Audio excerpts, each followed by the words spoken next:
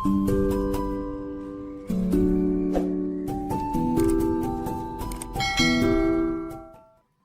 అండి, అందరూ ఎలా ఉన్నారు? Welcome back to one more video Souji talks. Himachal ప్రదేశ్లో బిలాస్పూర్ జిల్లాలో ఉన్న నైనాదేవి ఆలయానికి వెళ్తున్నామండి. మీ ఉన్న ప్లేస్ నుంచి మాకు 3 hours జర్నీ పడుతుంది. 51 ఉపశక్తి పీఠాలలో ఒకటి నైనాదేవి శక్తిపీఠం. అక్కడికి ఎలా చేరుకోవాలి, స్థల పురాణం, దర్శనం టైమింగ్స్ అనేది నేను పూర్తి డీటెయిల్స్తో చెప్తాను. ఎక్కడ వీడియోని స్కిప్ చేయకుండా చూసేయండి. సతీదేవి యొక్క ఎడమ కన్ను పడిన ప్రదేశమే నైనాదేవి ఆలయం మరియు అమ్మవారి మరో కన్ను పడిన ప్రదేశం నైనిటాల్ ఉత్తరాఖండ్లో ఉంటుంది. మేము హిమాచల్ ప్రదేశ్లో ఉన్న నైనాదేవి ఆలయానికి వెళ్తున్నాము.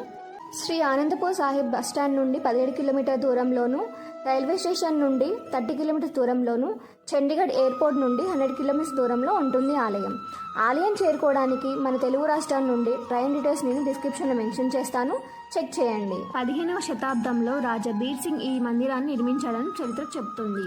ఈ నిర్మాణం ఎలా జరిగిందంటే, ఇప్పుడు అమ్మవారి ఆలయం ఎక్కడైతే ఉందో ఆ కొండ క్రింద ఉన్న గ్రామంలో పశువులు మేపుకునే ఒక గొల్ల పిల్లవాడు ప్రతిరోజు ఆ కొండ మీద అడవిలోకి తన పశువులను మేపడానికి తీసుకుని వెళ్ళేవాడు. అయితే ఈ పశువు మందలో ఒక ఆవు ప్రతిరోజు ఒక చిన్న చెట్టు క్రింద నిలబడి పొదుగు నుండి పాల ద్వారా కింద కారుస్తూ ఉండేది. ఇంటికి వెళ్ళిన తర్వాత పాలు సరిగ్గా ఇచ్చేది కాదు. దాంతో ఆ పిల్లవాడికి అనుమానం వచ్చి ఒకరోజు ఆవును గమనించాడు. అప్పుడు ఆవు పాలు వదలడం చూసి పిల్లవాడు అక్కడ ఏం జరుగుతుందో చూడాలని ఆ చెట్టు కింద ఉన్న ఆకును జరిపి చూడగా ఆ ఆకుల అడుగున ఒక గుండ్రటి శిల కనబడింది. అదేదో మామూలు శిల అనుకొని వెళ్ళిపోయాడు. అయితే ఆ రోజు రాత్రి అతనికి దుర్గాదేవి కలలో కనబడి తాను ఆ చెట్టు కింద పిండ రూపంలో ఉన్నానని చెప్పింది. ఆ మరునాడు ఆ పిల్లవాడు రాజా బీర్ సింగ్ దగ్గరకు వెళ్ళి కల విషయం, తన ఆవు పాలు అక్కడ వదలడం అంతా వివరించి చెప్పాడు. ఇది విన్న రాజు అక్కడికి వెళ్ళి పరిశీలించి అక్కడ అమ్మవారికి ఆలయాన్ని నిర్మించాడు. సతీదేవి కన్ను పడ్డ ప్రదేశం కావడం వల్ల అమ్మవారికి నైనాదేవి అని పేరు వచ్చింది. నైనాదేవి ఆలయం హిందువులే కాదు, సిక్కులను కూడా ముఖ్యమైనదేనని భావిస్తారు.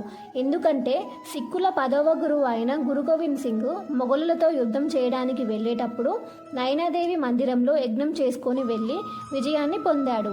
అప్పటి నుండి ముఖ్యమైన కార్యాల కోసం వెళ్ళేటప్పుడు సిక్కులు నైనాదేవికి మొక్కుకొని వెళ్ళడం మరియు విజయం పొందిన తర్వాత అమ్మవారికి మొక్కులు చెల్లించడం అలవాటుగా మారింది. హైవే నుండి 1/2 hour జర్నీ ఉంటుందండి. కొండపైకి వెళ్ళడానికి ఘాట్ రోడ్ ఉంటుంది. జర్నీ చాలా అందంగా ఉంటుంది. ఒక సైడ్ లోయలు, ఇంకొక సైడ్ కొండలు, నేచర్కి చాలా దగ్గరగా ఉన్న ఫీలింగ్ వస్తుందండి. ఆ బ్యూటీని ఎక్స్ప్లెయిన్ చేయలేమండి. అసలు మనం అది ఎక్స్పీరియన్స్ అవ్వాల్సిందే కన్ఫామ్గా. చూస్తున్నారు కదా మీరు, అసలు హెవెన్ అండి. హెవెన్ అంటే హెవెన్, వేరే లెవెల్లో ఉంది. ఇక్కడ మీరు చూస్తున్నారు కదా, అక్కడ వాటర్ ఫ్లో అవుతుంది. మేబీ రివర్స్ అక్కడే స్టార్ట్ అవుతాయి అనుకుంటా, నాకు కరెక్ట్గా తెలీదు. వాటర్ మాత్రం చాలా ప్యూర్గా ఉంటుంది. కనిపిస్తుంది చూసారా కొండ, అక్కడే అండి అమ్మవారు ఉండేది. ఆలయం అక్కడే ఉంటుంది. ఆ కొండపైకి వెళ్ళడానికి మనకి మెట్ల మార్గం ఉంటుంది. మెట్ల మార్గంలో 1084 మెట్లు ఉన్నాయంట. వెహికల్ మీద వెళ్ళిన వాళ్ళకి మిడిల్లోనే స్టెప్స్ స్టార్ట్ అవుతాయండి. అక్కడే పెయిడ్ పార్కింగ్ ఉంటుంది. 50 రూపీస్ ఛార్జ్ చేస్తున్నారు. ఇలా స్ట్రైట్గా వెళ్ళి లెఫ్ట్ తీసుకోవాలండి. లెఫ్ట్ తీసుకొని స్ట్రైట్గా వెళ్తే లంగర్ హౌస్ ఉంటుందండి. ఇటు రైట్కి వెళ్తే మనకి అమ్మవారి దర్శనానికి వే ఉంటుంది. స్టెప్స్ ఉంటాయండి, పై కొంచెం హైట్లో ఉంటాయి స్టెప్స్. ఇలా స్ట్రైట్గా వెళ్ళి ఇక్కడ లంగర్ హౌస్ ఉంటుంది. కాబట్టి ఇందాక చూసారు కదా అండి, నది స్టార్ట్ అయ్యే ప్లేస్ అని.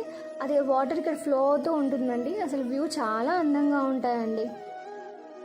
ఇదేనండి లంగర్ హౌస్, మన అన్నదానం అంటారు.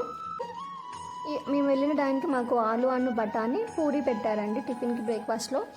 చాలా బాగుంది టేస్ట్. అండ్ మనకి వెళ్ళే దారిలో ఇంకొక వ్యూ పాయింట్ ఉంటుంది.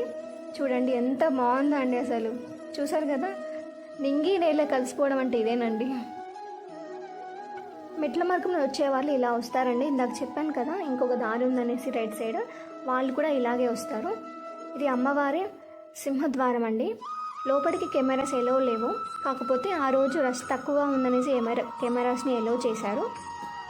దర్శనానికి ఎలాంటి టికెట్స్ తీసుకోవట్లేదండి, ఫ్రీ దర్శనం. ఆలయం లోపల 3 విగ్రహ దేవతలు ఉన్నారు. మాతా కాళీదేవి, మాతా నయనాదేవి మరియు వినాయకుడు విగ్రహాలు ఉన్నాయండి. నేను ఇక్కడ స్క్రీన్ మీద డిస్ప్లే చేస్తాను. మన కెమెరా అమ్మవారి తీయడానికి ఎలో లేదు కదా, చూసేయండి అమ్మవారిని. ఇక్కడ ప్రతి సంవత్సరం ముఖ్యంగా 9 రోజులు నవరాత్రి ఉత్సవాలు మరియు శ్రావణ మాసాలు అమ్మవారిని ఎక్కువగా దర్శించుకుంటారంట. ఇక్కడ అమ్మవారికి ముడుపు కట్టి కోరుకుంటే నెరవేరుతుందని భక్తుల నమ్మకం. అందుకే నేను కూడా ఇక్కడ కట్టానండి.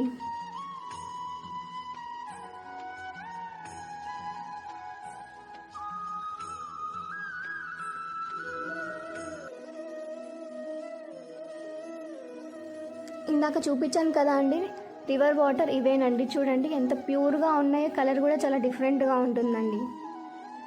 చాలా బాగుంది.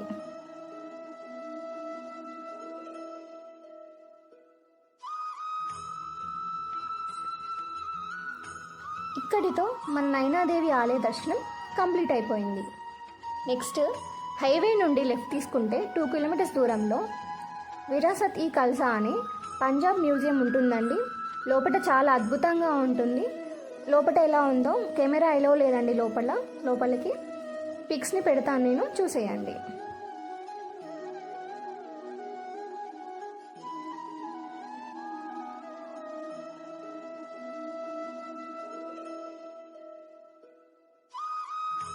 వీడియోని పూర్తిగా చూశారు కదా అండి.